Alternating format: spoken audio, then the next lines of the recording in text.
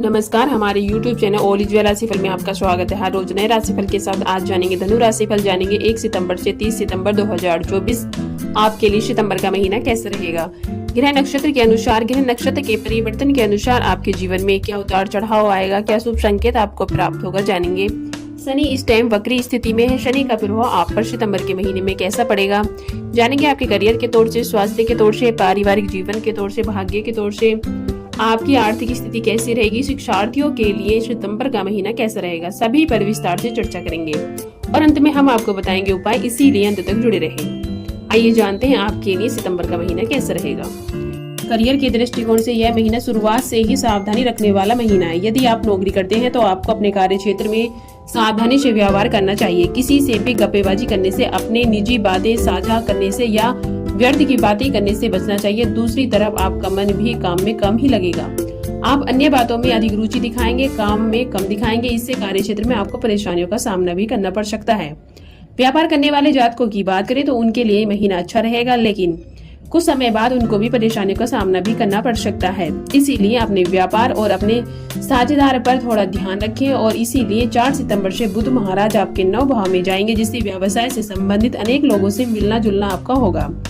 नए संपर्क स्थापित होंगे, व्यवसाय से संबंधित यात्राएं भी होंगी और उनसे आपको अच्छे परिणाम मिलने शुरू हो जाएंगे और आपके व्यापार में उन्नति होनी शुरू हो जाएगी। यदि आपकी आर्थिक स्थिति को देखा जाए तो यह महीना आर्थिक रूप से मिश्रित परिणाम लेकर आने वाला है। इस महीने आपकी आमदनी और आपके खर्च दोनों ही बढ़ेंगे। छठे भाव में बैठे बृहस्पति महाराज आपके खर्च को बढ़ाते रहेंगे और आपके पास किसी न किसी वजह से खर्च करने की स्थिति बनेगी। इसके अतिरिक्त शनि महाराज भी वक्री अवस्था में तीसरे भाव में बैठकर द्विदशा भाव को देखेंगे और खर्चों को बढ़ा सकते हैं। किसी के स्वास्थ्य पर भी खर्च हो सकता है। आप अपने भाई बहनों की भी आर्थिक मदद कर सकते हैं। अगर आपके स्वास्थ्य को देखा जाए तो यह महीना स्वास्थ्य के दृष्टिकोण से थोड़ा ध्यान रखने वाला होगा, क्योंकि राशि स्वामी बृहस्पति स्वयं पूरे महीने आपके राशि में स्थित रहेंगे, जो कि रोग का प्रभाव भी बढ़ाते रहेंगे। ऐसे में आपको वाजनित पदार्थों से बचना चाहिए और कोलेस्ट्रॉल बने, मोटापा बनने या पेट से संबंधित जुड़ी समस्याएं आपको परेशान कर सकती हैं। वक्री शनि महाराज की दृष्टि भी आपके पंचम भाव पर रहेगी। बृहस्पति छठे भाव में और महीने की शुरुआत में मंगल 7वें और बुध 8वें भाव में रहेंगे। यह समय शारीरिक समस्याओं में बढ़ोतरी भी करा सकता है। यदि आपके प्रेम संबंध की बात की जाए तो यह महीना आपके लिए थोड़ा अच्छा और थोड़ा खराब भी रहेगा।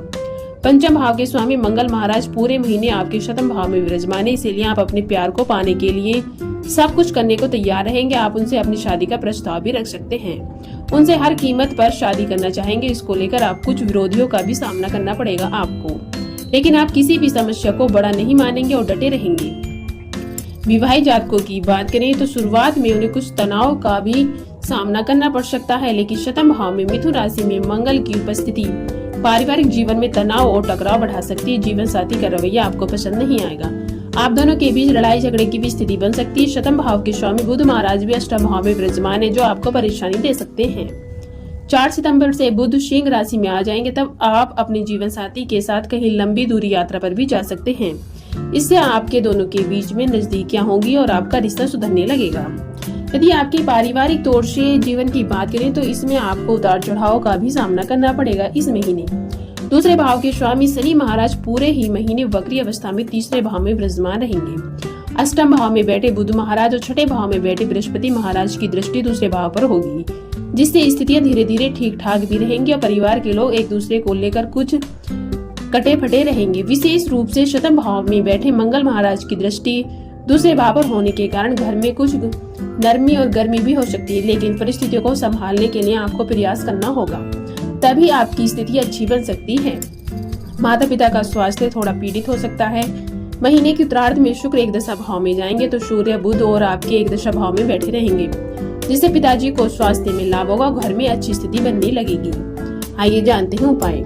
आपको प्रतिदिन अपनी राशि स्वामी देव गुरु बृहस्पति के बीज मंत्र का जाप अवश्य करना चाहिए। बृहस्पतिवार के दिन केले का वृक्ष और या पीपल के वृक्ष को जल चढ़ाएं, लेकिन पीपल वृक्ष को स्पर्श न करें। भगवान श्री हरि विष्णु जी और माता महालक्ष्मी की उपासना करें।